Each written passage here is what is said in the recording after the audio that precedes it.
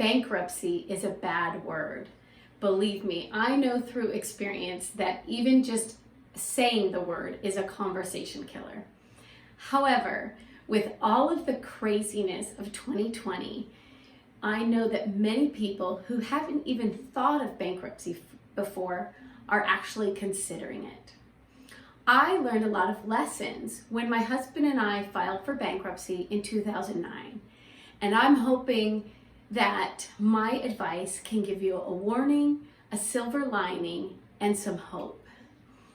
I feel inspired to do this now, and I hope that my message will reach people who are looking for it. So, I have the 5 F's of beating bankruptcy. Don't worry, I'm not going to have any more bad words today. But these 5 things will hopefully help you. Facts, fan club, friends, focus, and forgiveness. But I should probably back up a little bit.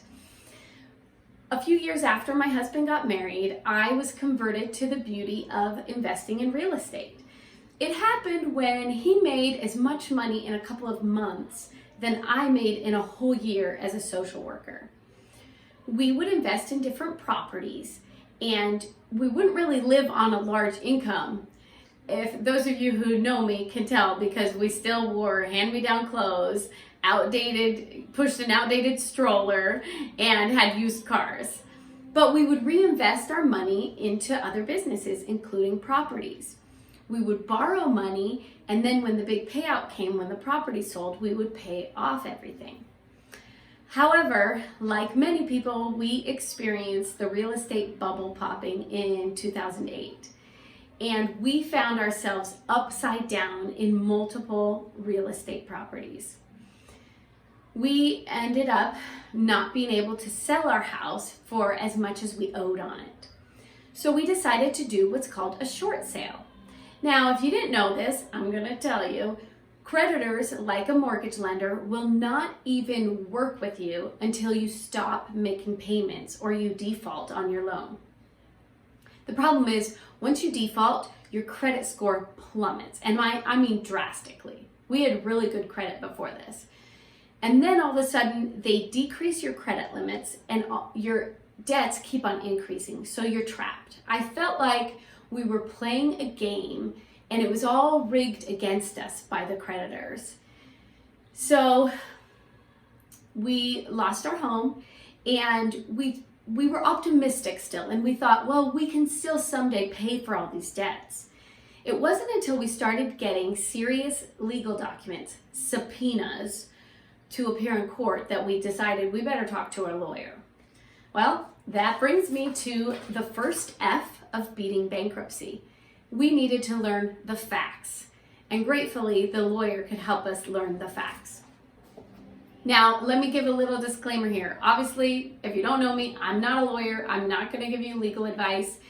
This story that I'm going to tell from my own experience is for entertainment purpose only.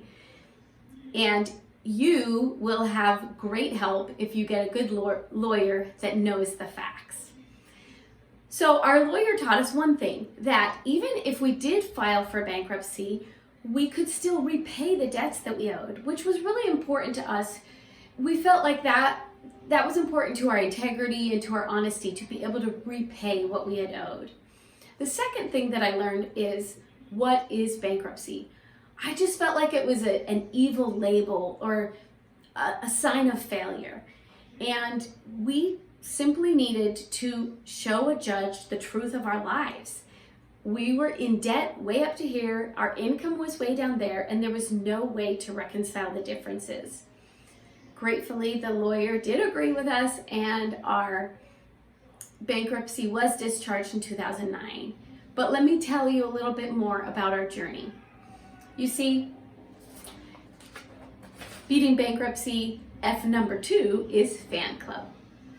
As soon as we stopped paying our debts, we were pretty famous.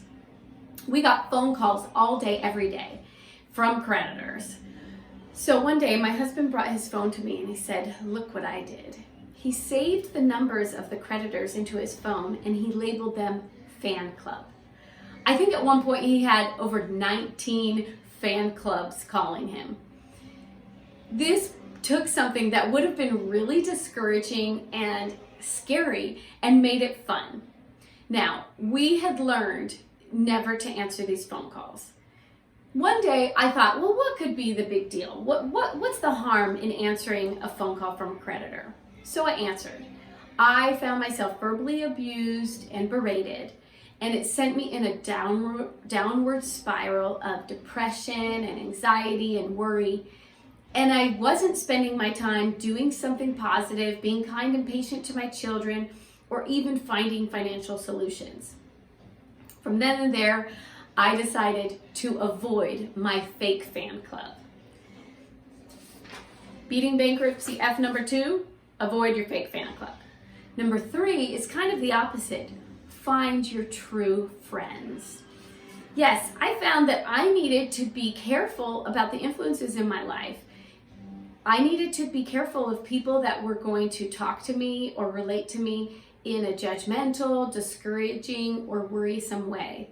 And even if I couldn't avoid every negative person, I could avoid negative subjects. So, beat bankruptcy with the third F by finding your true friends. Now, F number 4, we're already to there, is focus. As I look back on that time in 2008 and 2009, I kind of asked myself, how did I even get through it? It was something so discouraging and scary and sad. And the only thing that I can understand that helped me the most was gratitude. I expressed gratitude to God every day for his miracles and blessings. In fact, a dear friend gave me a gratitude journal, and I tried to write in it every day. I had inspiration from a spiritual leader, Elder Henry B. Eyring. This is how he described his practice. I never missed a day, no matter how tired I was or how early I would have to start the next day. Before I would write, I would ponder this question: have I seen the hand of God reaching out to touch us or our children or our family today? As I kept at it, something began to happen. As I would cast my mind over the day, I would see evidence of what God had done for one of us that I had not recognized in the busy moments of the day. As that happened, and it happened often, I realized that trying to remember had allowed God to show me what he had done. I know that this practice of daily gratitude helped me see what God had done in my life, and it helped carry me through this discouraging time of bankruptcy. So, F number 4, and I'm sure of the number now, number 4, is focus. Focus on gratitude. Now that leads us to our last F of beating bankruptcy, and that's forgiveness. I learned a lot about forgiveness while filing for bankruptcy. First of all, they talk about having the debt forgiven. And it was amazing to me that something so weighty and so large as hundreds of thousands of dollars could be forgiven. It showed me in a tangible way the power of forgiveness. And I learned that I needed to forgive myself. I also learned that I needed to forgive my husband. And it wasn't going to be productive to blame him or to work against him or anything, that we needed to stand together in support and love. But I also learned in a concrete, tangible way the power of my Redeemer. Because I had to have a real debt redeemed. It's like President Russell M. Nelson taught. Jesus Christ came to pay a debt he didn't owe because we owed a debt we couldn't pay. I had a debt forgiven because I couldn't repay it. And I love how this trying experience taught me about Jesus Christ. it brought his hand into my life. And I hope that whether your trials are bankruptcy or illness or something else in this crazy year, that it will help you learn about Jesus Christ. Here are my 5 F's of beating bankruptcy. You may use them, you may not. But I know there are many people that I love who hadn't even thought about bankruptcy before, but they may need to consider it after 2020. I hope that my words have given you a warning, a silver lining, and some hope.